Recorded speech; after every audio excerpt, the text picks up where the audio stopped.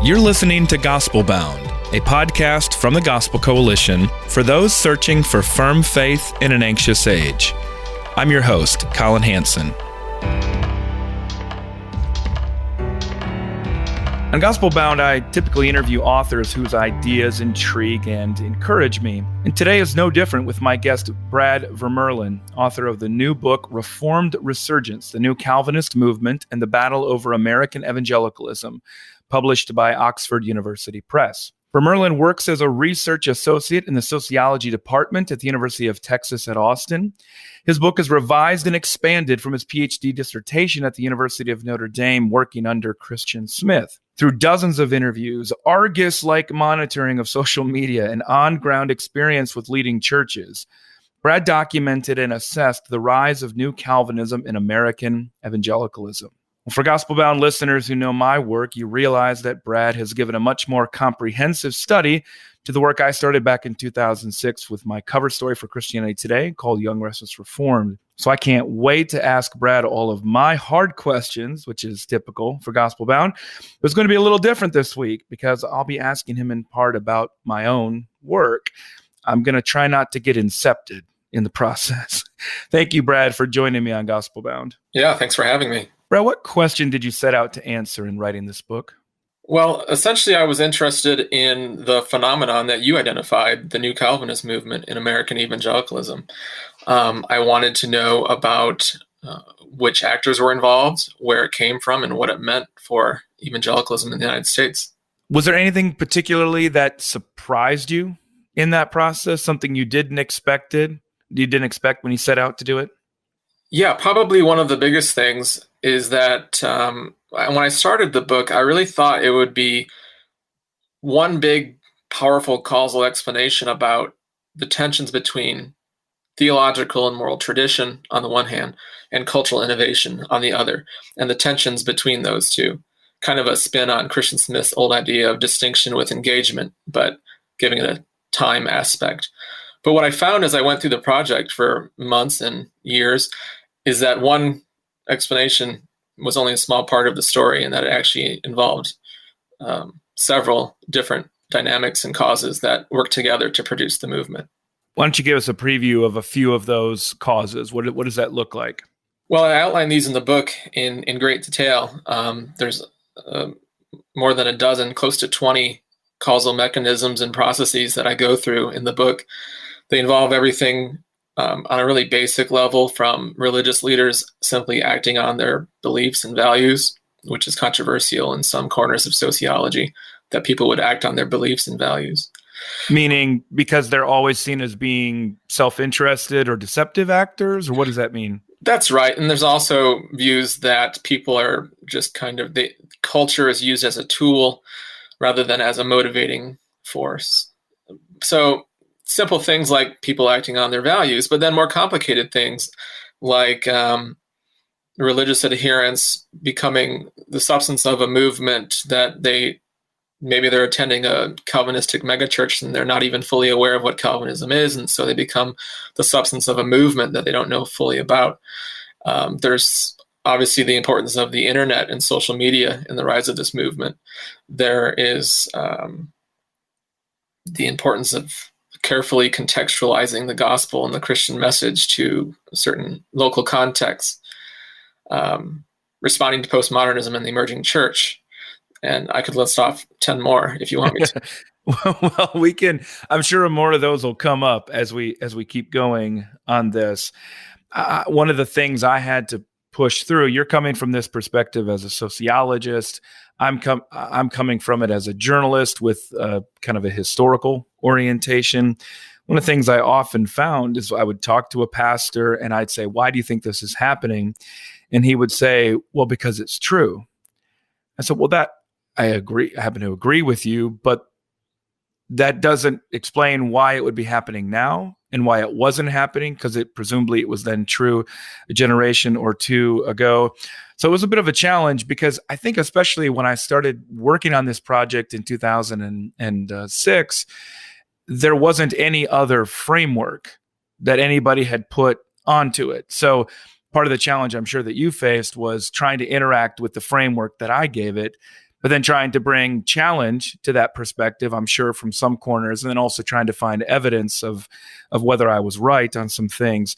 What kind of response did you get from colleagues in the Sociology Guild as you're working on this project? Were they supportive in any ways, baffled, antagonistic? What was that like? Wow, there's so much to say there. First, I should clarify that you mentioned people saying that the new Calvinism arose because it's true. As a sociologist, this book doesn't address the issue of which theological claims are true or false. It focuses exclusively on the social, institutional, and cultural dynamics at play. So to the extent it's possible, I have to bracket the, metaphysical truth of theological claims and focus on those sociological issues, which creates a different type of project than what you did in certain parts of your book where you were religiously confessional. This book is not that way. Right. In terms of responses from my sociological colleagues, the book was largely an exercise of me being alone, whether that was traveling alone or writing alone for a course of some years until I got married, and then my wife was along the way with me. But I didn't have much interaction with many people on the book. But when I did talk to people about what I was doing, at least the people who were familiar with American religion, there was some confusion when I said New Calvinism. Some people thought I meant the Kuyperian style neo-Calvinism of mid-century. And I had to explain, no, this is actually, it's a related movement, but it's different. It's a different thing going on. It's something that's arisen just in the last 20 years or so, and it involves different people. So there was that confusion with Kuyperian neo-Calvinism.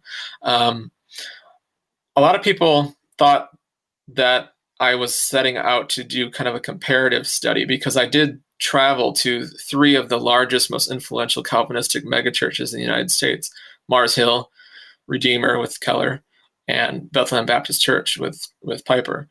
And when people heard that, they assumed that I was comparing these 3 megachurches or something along those lines. But that's not what the project was either. It's those were sites for gathering data, but the framework of the book is not comparative. It's not historical.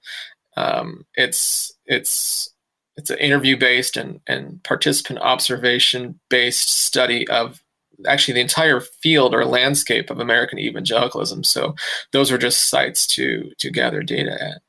On the front end, I should say that I got a lot of good encouragement from my dissertation committee at Notre Dame. I was working both in the sociology department and in their Center for the Study of Religion and Society. And so there was no pushback or concern about why would you study American evangelicals or something like that, or even Calvinists. It's a great place to study religion, as you probably know. Yeah, that's very true. And Christian Smith is somebody whose work I relied on heavily in producing and originally writing the book that came out in 2008. His explanations were largely the backdrop of my assessment for why this new Calvinism was emerging. One of the things I ran into, Brad, is I thought sometimes people thought I was saying that Calvinism had become the biggest subset of evangelicalism, but I never actually made that claim. In fact, over the same period of time, I'd say you'd find much more growth in the millennial demographic from charismatic movements like Hillsong, just to give an example.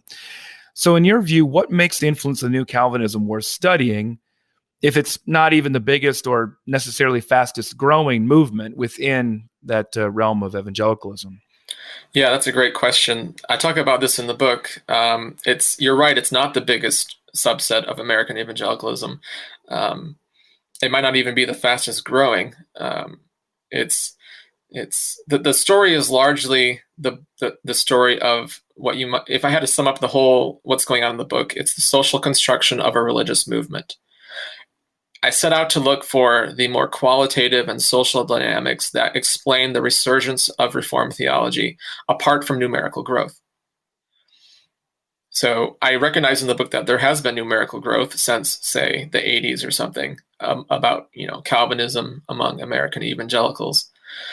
But there's also been huge growth, as you said, in things like the Hillsong movement, Pentecostalism, progressive or emergent evangelicals, and the mainstream I guess you'd say, infrastructural backdrop of American evangelicalism is huge, and so it's hard for much to resurge against that backdrop, and so it is a fairly circumscribed movement, and it makes up only a fraction of American evangelicalism. But to go to the remainder of your question, it is a powerfully influential movement within American evangelicalism. You see that in the weight that it carries by some of its conferences and networks and websites. The Gospel Coalition is very influential. Acts 29 is very influential. And so despite being, I'd say, well under half or even a quarter of American evangelicalism in terms of lay people, it carries disproportionate weight and impact in the field. Yeah, I think there are metrics that are available today, or even that were available to you that were not available to me when I was writing some of these things. I could look at especially the influence of seminaries, and I would say, especially within the Southern Baptist Convention, the new Calvinism is significantly overrepresented. And it's just in proportion to the Southern Baptist Convention, which is the largest Protestant denomination. So that was one of the primary metrics I used looking through Southern Baptist Theological Seminary under Al Mohler's leadership since 1993. But you're right, there are a number of other metrics, a number of conferences that have emerged since then, a lot of different transformations, aspects of commercialism, book sales, though Calvinists sell a lot of books, but tend to not sell nearly as many books as other movements, whether being progressive or sort of generic evangelicalism or even prosperity gospel. So Calvinists don't even really measure up, even with their top writers in those capacities. But you do have the example. This is why I'm saying it feels almost being incepted talking about these things on this interview, because you have the Gospel Coalition website being one of the handful of largest Christian content websites in the world by any sort of objective standard. And so that's public standard is what I mean there. And so that's something that's relatively new and fits into that social construction of a religious movement that you're talking about there. Now, your book, again, goes way beyond, which I'm so grateful for. I learned a lot, my work from a decade ago. What do you mean, Brad, when you say that, quote, the strength and prominence of this neo-reformed movement reveals the increasing weakness, fragmentation, and incoherence of the evangelical field as a whole? Right. That is a big part of the back end of the book. I start by describing the movement, looking at the broader field and the other expressions of American evangelicalism, and building a model that explains the social construction of this religious movement. But by the end, a big part of that model is conflict and competition and jockeying for position in the field. And so by the end, I think it becomes clear that the strength and resurgence of the new Calvinism, simply by describing it and explaining it, one comes to see that the field of American evangelicalism is highly contested. And you end up with lots of different theological and moral and social positions on almost every issue under the sun. And so in that sense, by telling the story of the new Calvinist movement and how it's arisen since the turn of the millennium, say, you end up having to work through views on things like soteriology, ecclesiology, baptism, sexuality, gender, and all sorts of other issues that once you really start to see the new Calvinism and the role it plays in the broader field of American evangelicalism, you start to see that a big part of the story is the conflict and the infighting among the leaders of American evangelicalism, not even looking at the lay people, but among the leaders. There's a lot of differing positions, completely incompatible with one another in various camps. I'm not saying that within the new Calvinism, but between the conservatives and the progressives and what I call neo-Anabaptists, and then just generic mainstream evangelicalism, you have, I eventually call it incoherence. It's an increasingly incoherent field, in my view. Yeah, that was definitely the part of the book that I felt advanced the argument and advanced our understanding the most. And I happen to completely agree with you about that. And I want to talk more about that because you touched on a couple things that I've done. The book on the spectrum of evangelicalism, the 4 Reviews book that I edited in 2010, that book itself was very eye-opening to me. In the aftermath, I learned a lot about the nature of evangelicalism in that process and why it's inherently incoherent, I would argue. And then also some of my reflections on the 10-year anniversary of the book's publication, identifying several different stages, a shift from a focus on soteriology, the doctrine of salvation, into a focus on ecclesiology, the doctrine of the church, into now where we are, a debate over and a focus on public theology, which is itself dividing the new Calvinists among themselves, even as furthering the incoherence that you talk about in evangelicalism in general.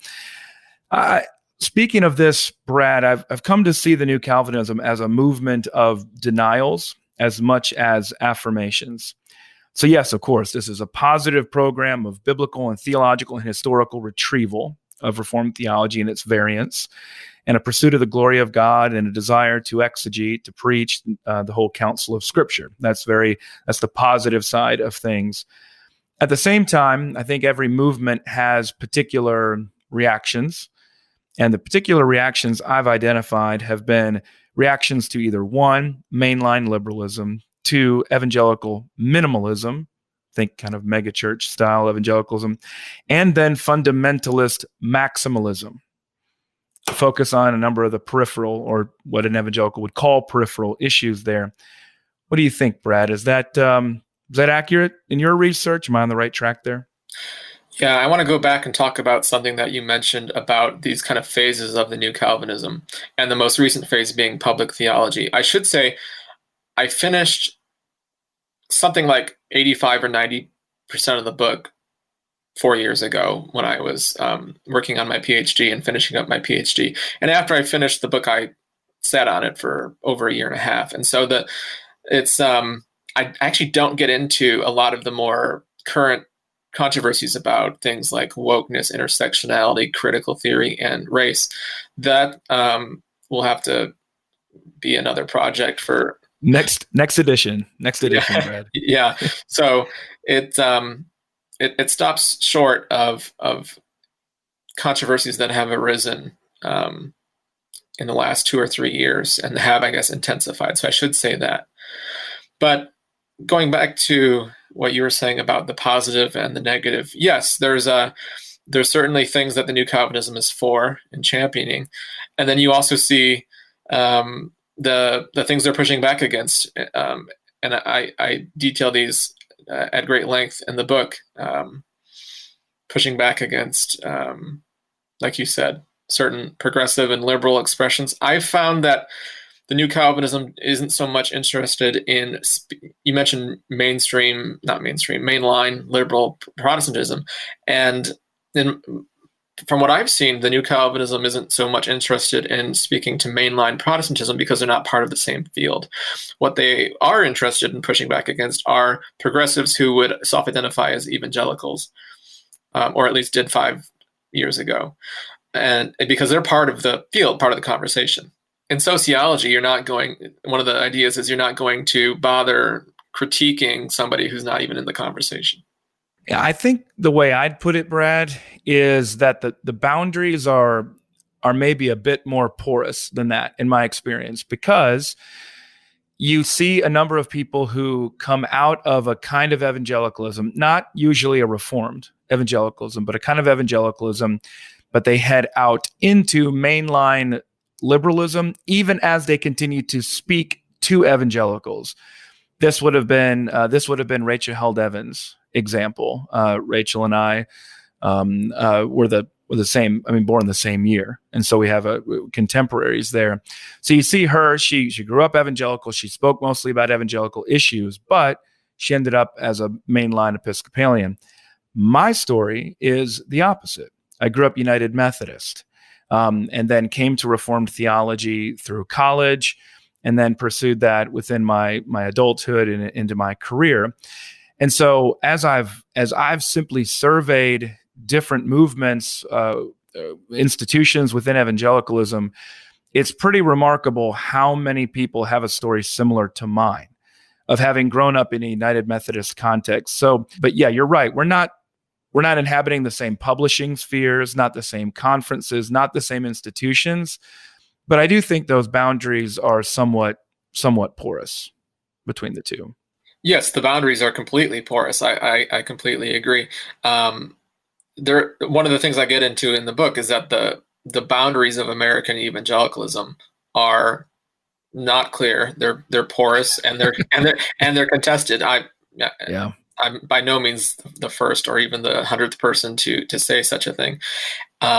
One potential critique of the book is that by including people like Rachel Held Evans and Brian McLaren, Tony Jones, Doug Padgett, these are all people who I've interviewed and included in the book, that I'm actually including something like mainline liberal Protestants. That might be, but if they say, like Rachel used to, and like I think Doug still does, I'm an evangelical, then you get into the sociological issue of, okay, so what do we do about that? If you self-identify as an evangelical, but you look more like a progressive Episcopalian, where does that leave you? Yeah. Well, where I concluded working on the Spectrum of Evangelicalism book, which you pick up on in this book, which I want to talk about in a little bit, is that there's no authority. There's no shared text.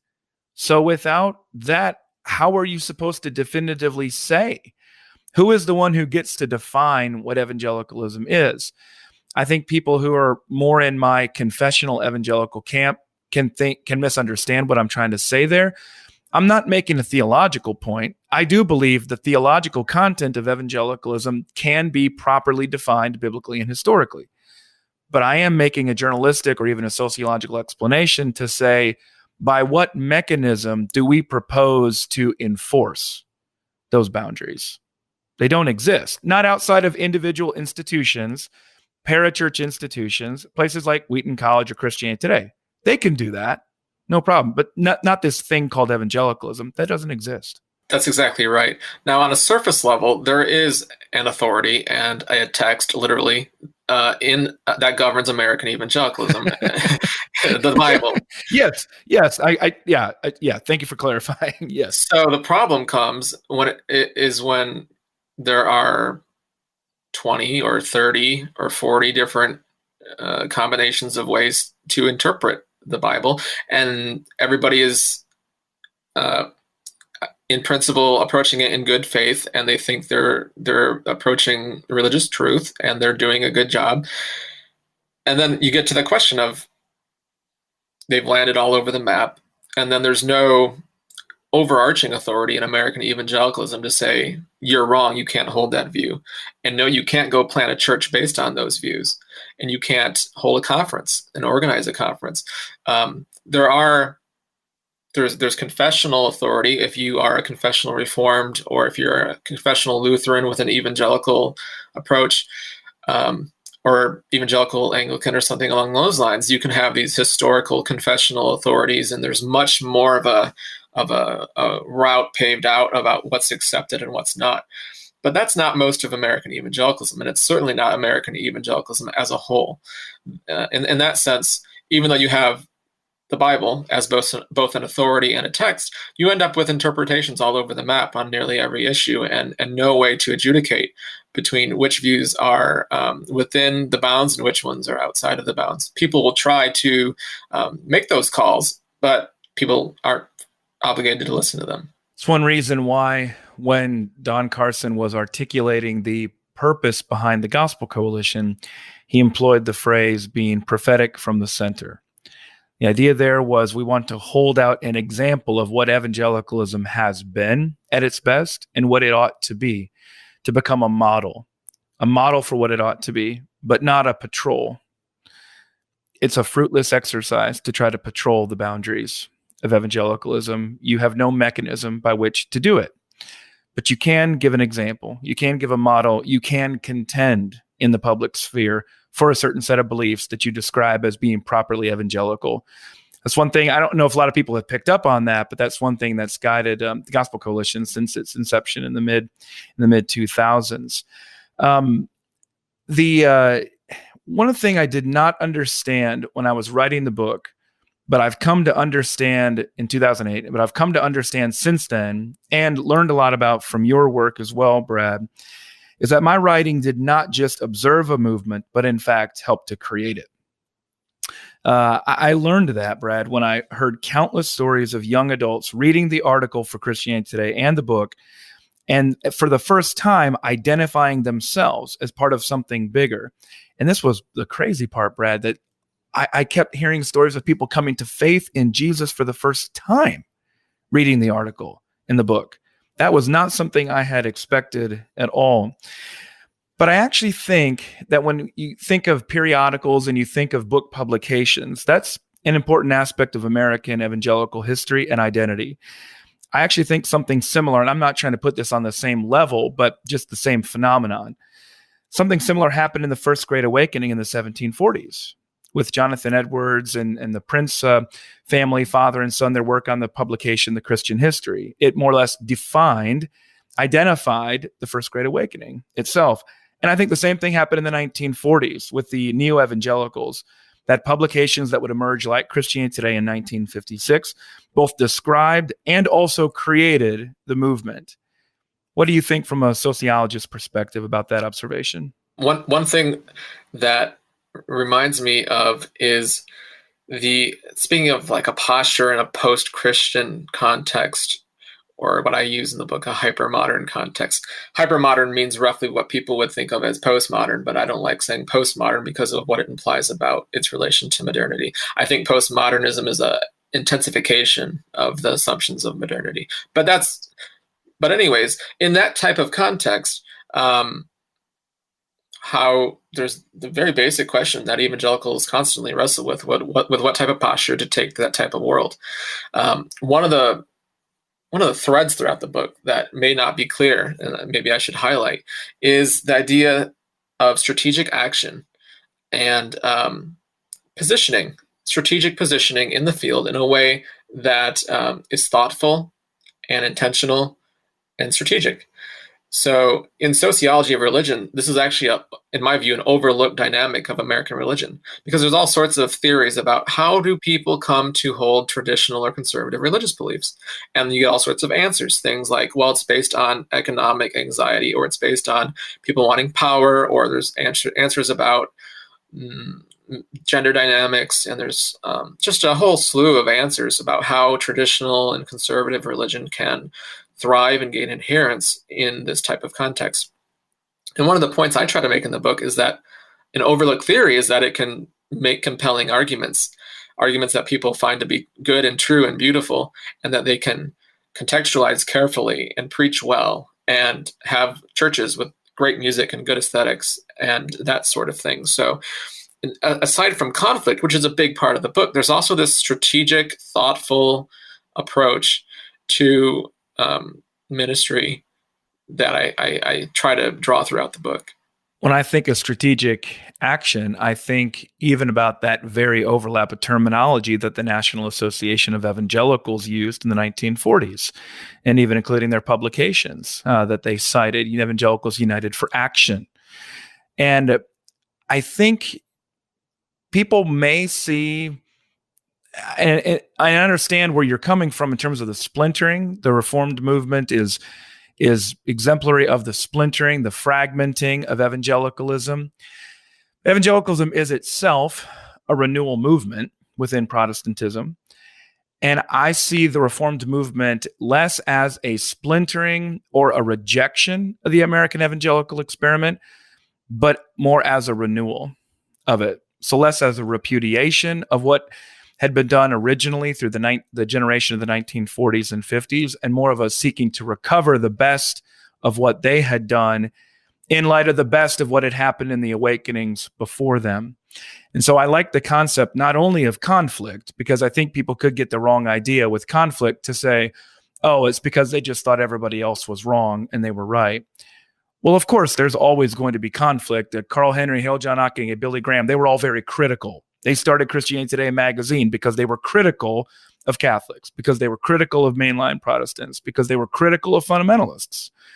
But they were also engaged in a strategic action for positive aims.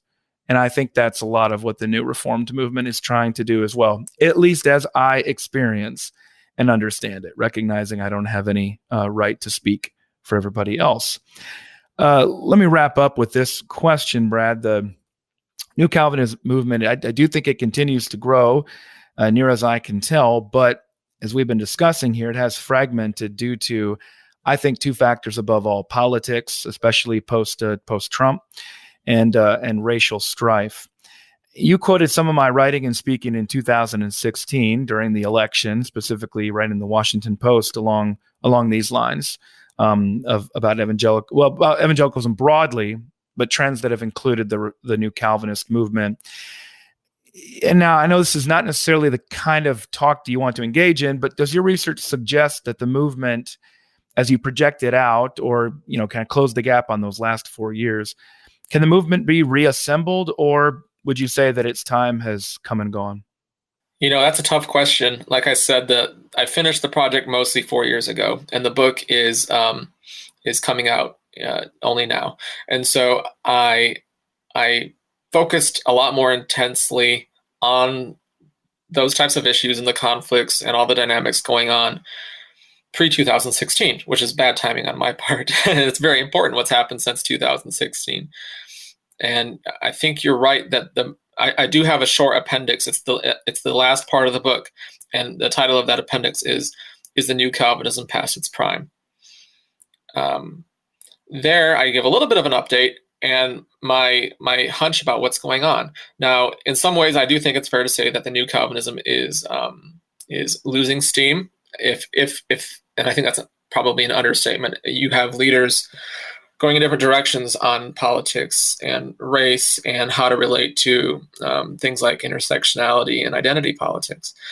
So it's not as cohesive as it once was. At the same time, Reformed theology and the things that come along with it in this movement, things like the natural complementarity of men and women, and certain conservative views on things like marriage and sex and other sorts of distinctives that come along with the New Calvinism, don't really rely that much on the New Calvinism being the New Calvinism the way it was from, say, 2006 or 8 through 2014 or 15.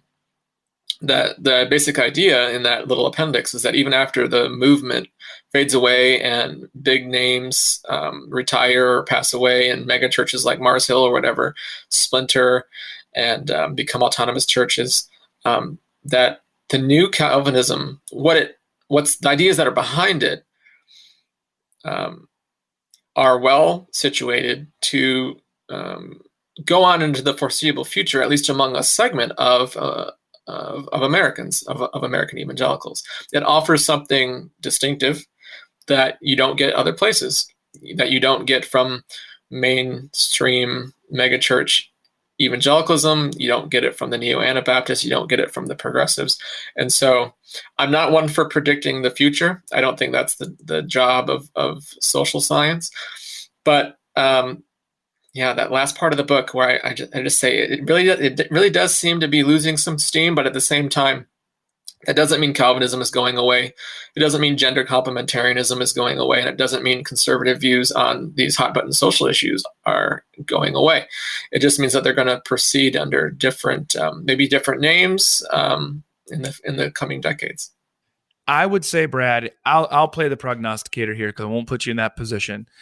I think it's no surprise that I'd say it's no surprise that the new evangelical movement arose in the aftermath of World War II. I don't think it's a surprise that the Jesus movement, which would become that kind of pop culture evangelicalism, emerged in the aftermath of Vietnam. I don't think it's a surprise that the new Calvinism emerged in the aftermath of 9/11. And I think something else will emerge in the aftermath of President Trump's time in office, whether that is coming soon to an end, or, we're recording this before the election, so we don't know, or whether it is in another 4 years.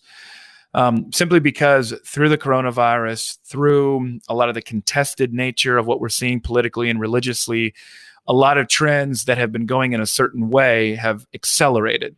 pretty significantly during the last 4 years, especially trends of hostility toward the church, trends of contentiousness within the church, trends of church attendance on the decline, all kinds of things like that. So I tend to personally think the new Calvinism is well situated because of our beliefs to handle that movement, but I just don't think it's going to look the same way. Yeah, so the book doesn't end on an optimistic note. Right. It leaves the reader just kind of sitting there and thinking like, oh wow, where do we go from here? And that's because that's where I sit too, looking at American evangelicalism as a whole. Now, what I say at the end of the book is that what I see is pockets of subcultural and local strength within a broader framework of dissolution, or what I call, borrowing from another sociologist, cultural entropy. So cultural entropy is the idea that you have this cultural system, in this case, American evangelicalism, that from the beginning was, to borrow a phrase that I quote in the book, a combustible combination. It was always an uneasy combination of different things. And so you end up with pockets of subcultural and local strength. So you're going to have a thriving prosperity church down in Texas or something, and you're going to have a thriving Calvinistic church somewhere else, and many of them actually, and you're going to have all sorts of big churches doing well by all measures, and you're going to have some denominations that are even probably doing well. But overall, if I can use the word universal in this case to mean all of American evangelicalism, if you look at locally, you can see strength and thriving. But looking at American evangelicalism universally, I think you see dissolution and entropy and this kind of things just kind of falling apart. If I had to take a guess, I think that's what you're going to see in 10 and 20 years is obviously new coalitions will form, new alliances will form, but I don't think it will make much sense anymore to talk about American evangelicalism as a movement, as a single movement. And I make that argument in the book. It's at this point in history, at best, it's a contested field. I couldn't agree more, Brad. And you drew that out in ways. I've been, you picked up on this, what I said in 2018 at T4G. I do not believe evangelicalism is real as a national overarching phenomenon. It's something that you can categorize according to a set of observations, sociological observations, on a local level. But as an overarching movement that, the pockets may occasionally bump into each other. They may occasionally contest with each other, but there's simply no overarching cohesive mechanism for drawing them together in some kind of united action. And it's not a self-identity. It's a self-identity only insofar as I believe it is a political expression. But otherwise, I do not believe that it is a place that evangelicalism is not a place that most evangelicals live. They tend to live in the context of their church, in the context of who they podcast and who they read, maybe then inside a denomination. But I don't think it's a space that they self-consciously inhabit. And that's why I think historians and sociologists and journalists all have to be really careful about how they talk about it, because it can be something you may be able to look back on history and describe, but it's hard because it's simply not an identity marker in a contemporary fashion for most of the people who are included in it. And that's why I argue I'm simply not convinced that it's a real phenomenon. Now, you do have people who self-identify as evangelical. They're, I think, increasingly rare. A lot of I interviewed 75 leaders for this book, and a lot of them, clearly evangelical leaders sociologically, they don't want to apply the word evangelical to themselves for various, political reasons or whatever, for what it's been, come to mean in the American imagination. But you do have people who say, yeah, I'm an evangelical. And, but what they mean by that, the next question always should be, which kind of evangelical?